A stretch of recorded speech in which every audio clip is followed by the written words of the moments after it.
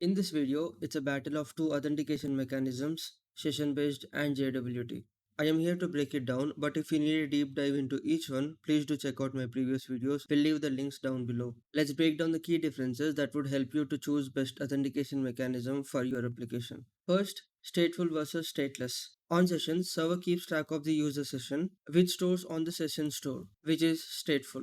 On JWT, the token itself carries all the information that server needs and no data is stored on the server side. Hence, it's completely stateless. Second one, scalability. On sessions, managing state across multiple servers can be complex and often requires sticky sessions or session replication. On JWT, stateless means no server side state, right? Making it easier to scale horizontally, especially in microservices. Third one, security. On sessions, it's easier to revoke the session ID since server controls the session. If a user logs out, a session can be immediately invalidated. But on the JWT side, it's more difficult to revoke. Once a token is issued, it remains valid until expiration, unless you have extra revocation measures in place. Fourth one, storage and transport. On sessions, session IDs are typically stored in cookies, keeping the transport within HTTP headers.